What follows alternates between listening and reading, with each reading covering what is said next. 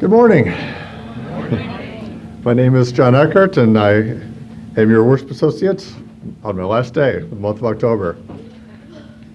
Today we're concluding our exploration of the topic of emotional intelligence, today focusing on emotional inheritance. Emotional inheritance evokes many images of my grandparents, particularly my mom's father picking me up from elementary school and taking me to a quiet stream or lake for an afternoon hike, or my father warmly greeting every single person as we walk through the city streets and into restaurants.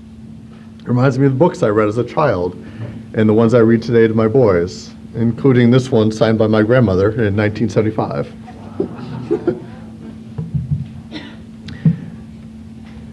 I'm proud to say that my boys know all about the Lorax and the Grinch, and that regardless of whether they had stars upon theirs, there are no kinds of sneetches that are the best in the beaches. Emotional intelligence isn't something we suddenly have when we reach adulthood, and it's not something we can expect our children to just know. It takes time, it takes practice. I like to think of it like adding rings to a tree, day after day, year after year, slowly forming one ring after the other, preparing you to be a tall and strong redwood, ready for the challenges of the world and the occasional fires that lap at your trunk. With experience, you realize that the occasional forest fire will come along, and that while the fire may seem terrifying at the moment, you realize that it too shall pass and may just give you yet another opportunity to spread your seeds and grow stronger. Our emotional inheritance teaches us how to put things in perspective, to get along with others, and to overcome adversity. It teaches us that today's crisis will one day be a forgotten memory, and what will endure is others' perceptions of how we handled it. Did we handle the situation with grace? Did we appreciate others' efforts to help? Or did we blame people who didn't intend to offend us? Learning to cope with adversity and showing others how we do so in a positive manner is yet another component of our emotional inheritance. We come together in community supporting and encouraging each other in our spiritual journeys, affirming the importance not only of tolerance, but of acceptance, compassion, and open-mindedness. Welcome to this good place, Tapestry, a Unitarian Universalist congregation. Spirit of life, be present with us this hour. Join us today as we gather in a wider search for truth and for purpose. In this quest, may we greet one another with open hearts and minds. May we inspire each other to consider new questions and seek deeper meaning. May we cultivate wisdom and compassion. Let all who enter the sanctuary see a welcome face, hear a kind word, and find comfort. And may all that's done and said here today in our gathering be in service to love and justice. Welcome to our time to be together in worship. Welcome to Tapestry. As we gather in worship, we reflect on our lives here today in the present. Some bring those lives in symbolic lighting of a candle of a joy or sorrow. Some have written messages to share with us aloud. I have two messages today. One comes from Betsy Martin. She writes, for the people suffering in Syria and the Middle East, my heart breaks for their misery, which has been chiefly caused by U.S. foreign policy. I also have a message from Nikki Gent. She says that she quit smoking 8 days ago and asked that we please help hold her accountable.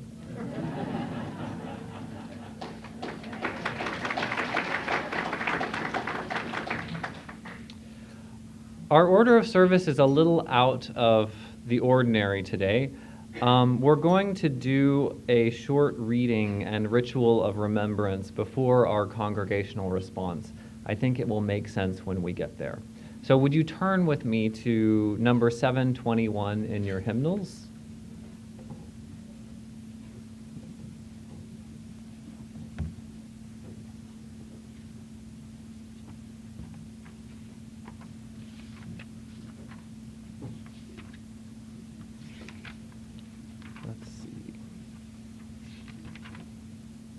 So this is a responsive reading. I'll read the words in regular type print, and you will read the words in italics. In the struggles we choose for ourselves, and the ways we move forward in our lives and bring our world forward with us,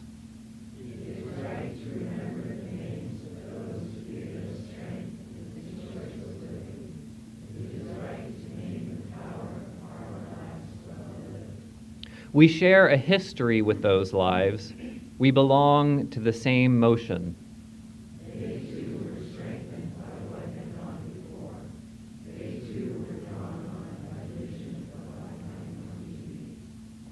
Those who lived before us, who struggled for justice and suffered injustice before us, have not melted into the dust and have not disappeared.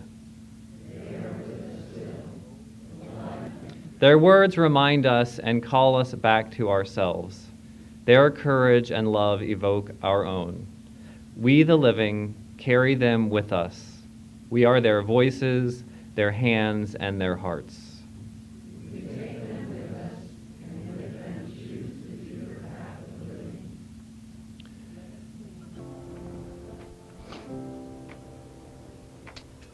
I love the costumes.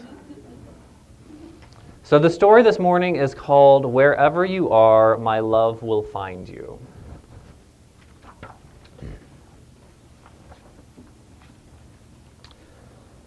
I wanted you more than you'll ever know,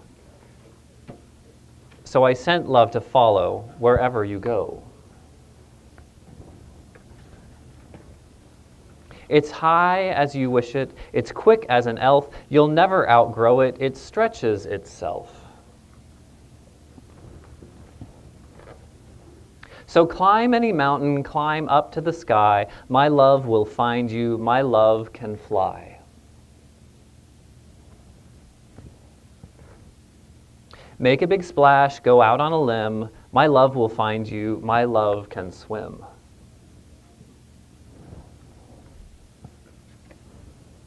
It never gets lost, never fades, never ends. If you're working, or playing, or sitting with friends,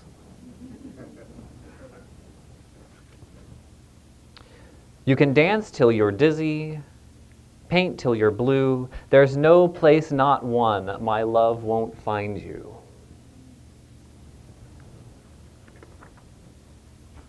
And if someday you're lonely, or someday you're sad, or you strike out at baseball or think you've been bad, just lift up your face, feel the wind in your hair. That's me, my sweet baby. My love is right there.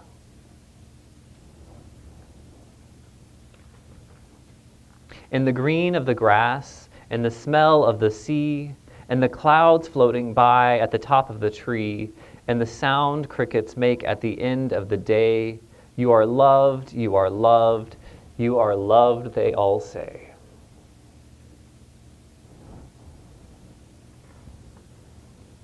My love is so high and so wide and so deep, it's always right there, even when you're asleep.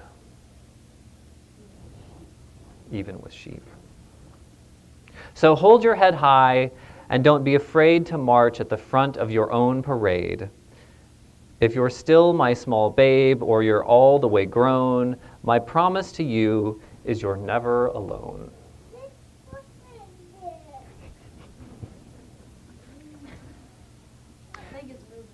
You are my angel, my darling, my star, and my love will find you wherever you are.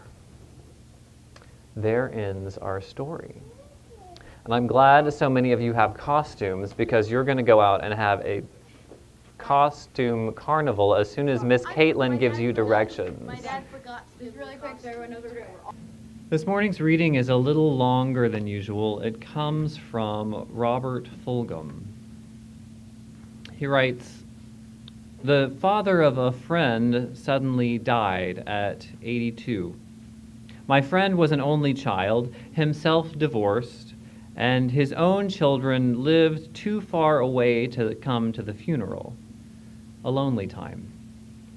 The father was a solemn, humorous, literal-minded man who had been a mechanical engineer all his life.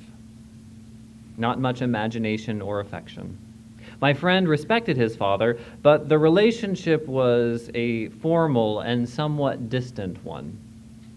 But now his father was dead, and the son was the sole heir to the estate. The government thinks of an estate as money.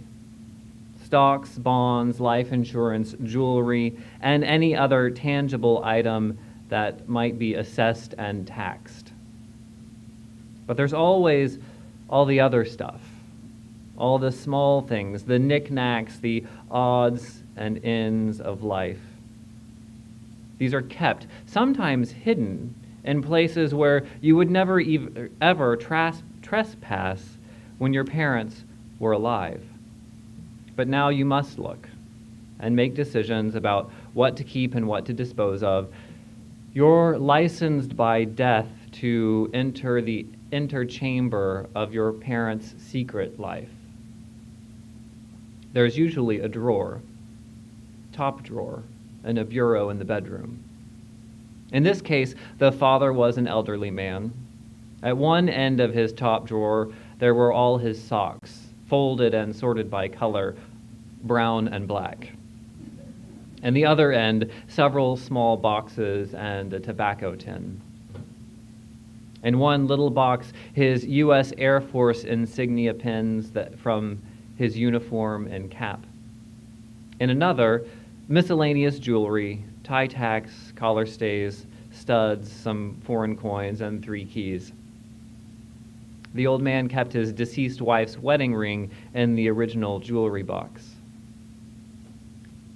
And there, in a flat cigar tin, wrapped in tissue paper, there were tiny teeth neatly glued to a card with a date under each one in the father's handwriting. Human teeth. This find was a bit of a shock. His father was the tooth fairy. All these years he thought it was his mom. Not all family secrets are bad news. Here ends our reading. So I want to thank you for sharing the names of those you have loved and lost. Each one of us carries at least a few of those names with us in our hearts, but for some of us, that short pause was hardly enough time for the long list of names in your heart. Those memories you carry with you are the foundation of today's worship. Their names and their lives are what we celebrate today. This, after all, is the time of year that we recognize the bounty of harvest and we celebrate the dead. In several years past, Tapestry has celebrated Dia de los Muertos, and of course there's the wonderful holiday of Halloween. I hope you're not leaving all of that to the kids and having some fun yourselves. And I would be remiss if I didn't mention the pagan festival of Samhain. It's a recognition of the thinning of the veil between the living and the dead that happens this time of year. All of these powerful holidays come up in the fall. As the days get shorter, and as we long to be closer to loved ones, we turn to our memories. We remember the cycles of life and death, cycles that, just like the seasons, are sure to continue around and around, whether we like it or not. All this month at Tapestry, we've been talking about emotional intelligence. It's basically our ability to understand our emotions and the emotions of other people. It can be learned through a lot of hard work. Most of it, though, is handed down to us from our parents, imprinted metaphorically on our hearts or literally imprinted into our DNA. This morning, we're focusing on emotional inheritance that we receive from our families. I also recognize that a lot of times the closest people to us that we lose are not our parents or elders. They're actually spouses and friends. In just the same way, over years of close relationships with spouses and friends, they deeply impact our emotional life and our hearts. Though the flow of influence is a little less direct than that passed down from our parents, it's no less impactful or important. The minister at the church where I grew up, the Reverend John Wolfe, used to talk about these folks as the great cloud of witnesses. I love that language. It comes from the Bible, from Hebrews 12. It says, "Therefore, since we're surrounded by so great a cloud of witnesses, let us lay aside every weight and the sin that clings so closely, and let us run with perseverance the race marked out before us." The language is a little dense, but the message is simple. With the great presence of those we have known and loved, we can live with faith. We can keep our eyes set on our highest ideals. Because we've learned from their strength and because we've been inspired by their lives, we go on. By virtue of my relative young age, seemingly less and less so, and by my good fortune, the closest person to me that I have lost has been my grandmother. Over time and genetics, things didn't go so well for this firecracker of a Southern belle. She eventually landed in a nursing home where she struggled for a few years. I went to visit her there in the nursing home, and we had a nice visit. And that year, particularly that 6 months, her attention span varied from day to day. But I remember her having a clear day. I went and had lunch with her and her friends. Eventually, it was time for me to go. I was leaving to go back to Colorado where I was in school, and then to leave the country for several weeks. Her health was in pretty steady decline, and I knew this might be the last time I saw her.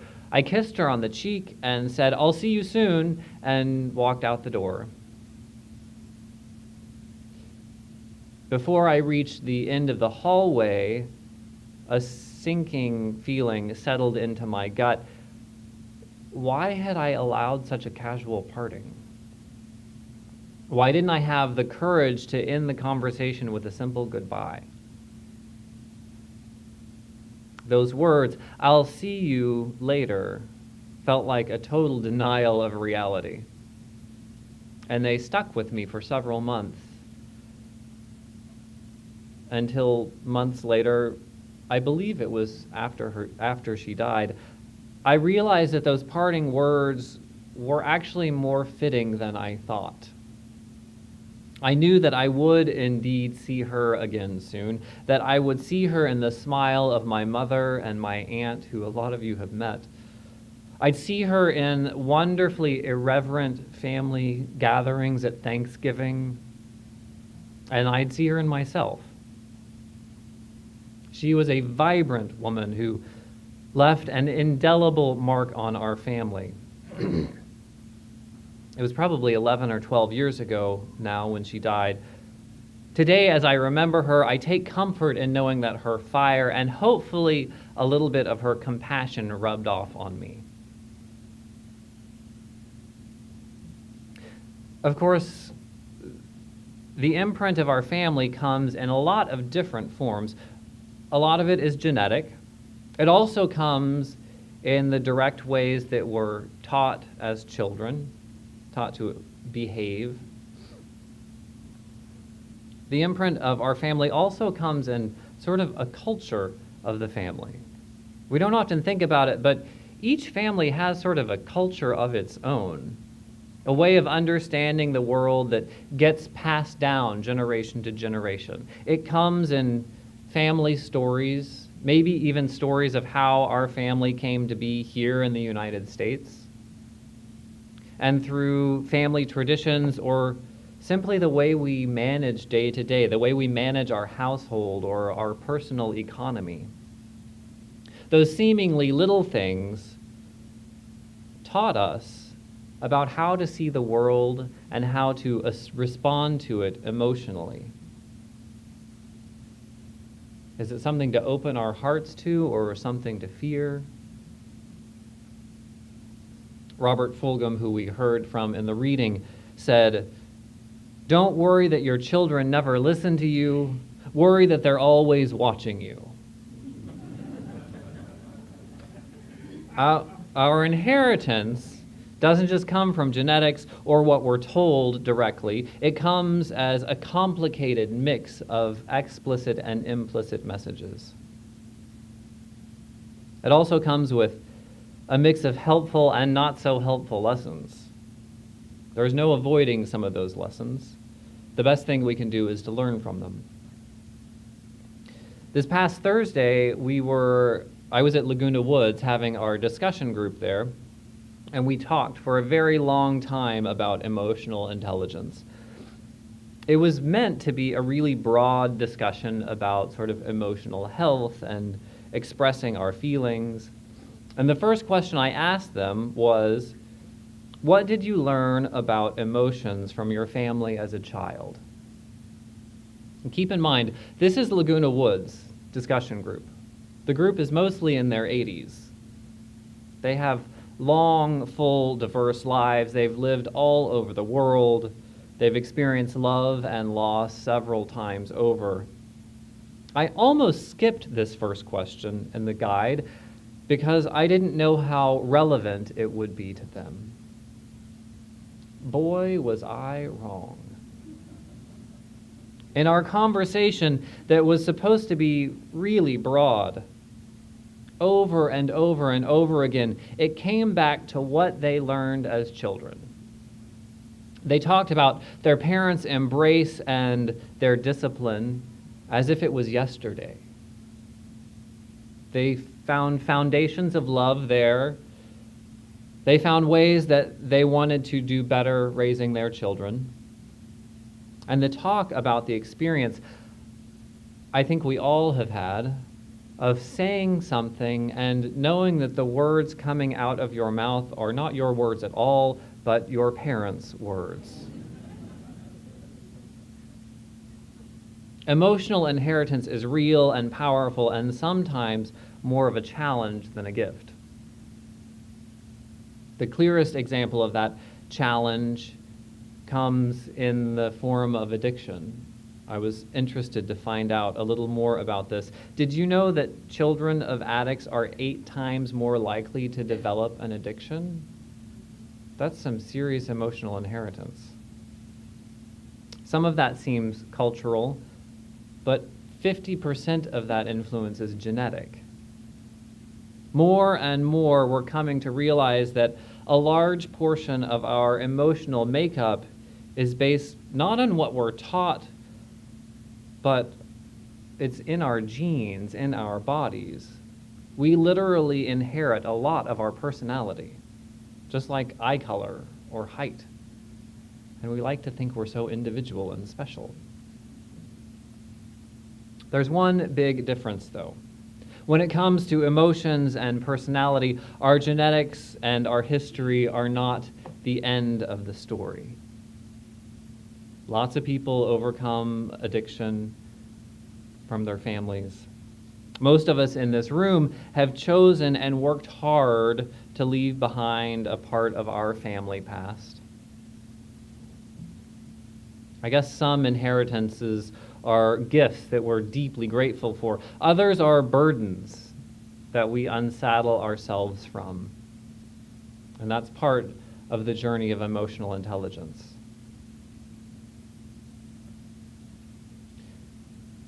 In our Unitarian Universalist faith, we answer this question of mortality not with a quick, easy answer of afterlife. Certainly, a lot of us hold that possibility open. And I can tell you there's a wide variety of belief within our community. But always, the focus is on life, on this life, the life that we're certain of. For Unitarian Universalists, accepting death is a part of what makes life beautiful. Life isn't a given, after all.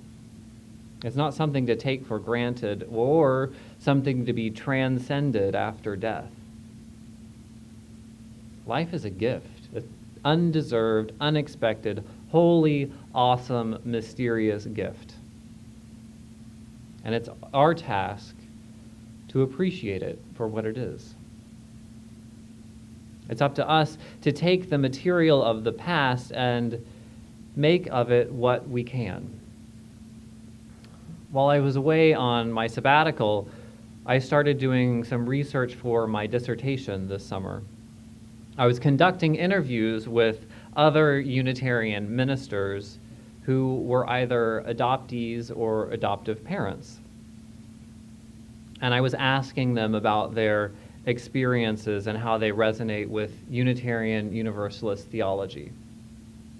So as part of this interview, I asked them to reflect on our Unitarian idea that truth continues to be revealed. In theological terms, that means that we're still learning about the sacred every day. Truth didn't just happen once when the universe was created, or 2,000 years ago when Jesus or some other sage said some great stuff, or when those things were written down in a book. Truth has always and will always continue to unfold for us. So these adoptees that I interviewed took a fascinating spin on this piece of theology. They emphatically agreed that yes, truth continues to unfold. The truth that was relevant to them, though, was not the truth of their genetic origins and the mystery there. Some of them had found their birth families. Others were still trying or had no interest in that search. But for these adoptees, the truth that continues to be revealed is the truth of how they would incorporate what they learned into their present and future relationships. The truth for them wasn't set in stone at the time of their birth. It wasn't about finding out what happened. Truth is what you make of all that stuff of your history and how you move forward to build loving relationships and to help everyone thrive.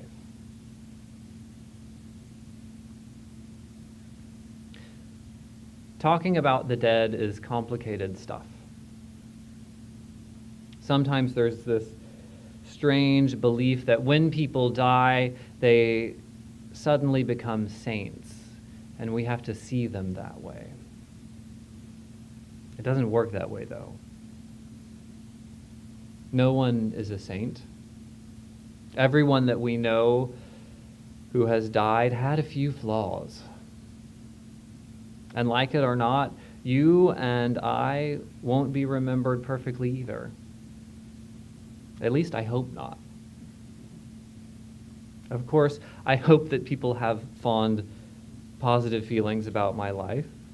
I also hope, though, that the wrongs that I have committed, the shortcomings that people have witnessed in me, can serve a purpose.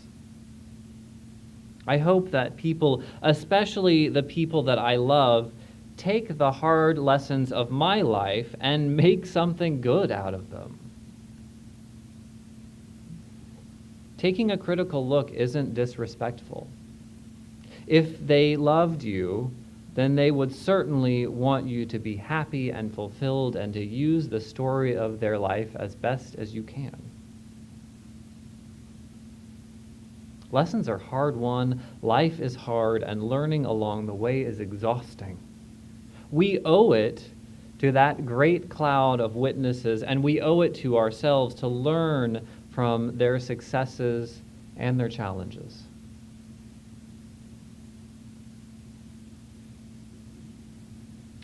Through culture and through genetics, those who have gone before still live with us and in us. Whether you believe in life after death or reincarnation, there's no doubt that they still live with us. The best we can do is learn from them.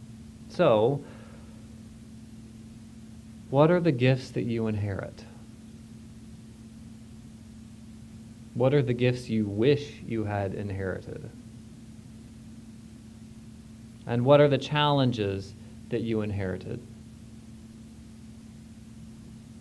Most importantly, how are you going to use them to grow into a better future? Amen.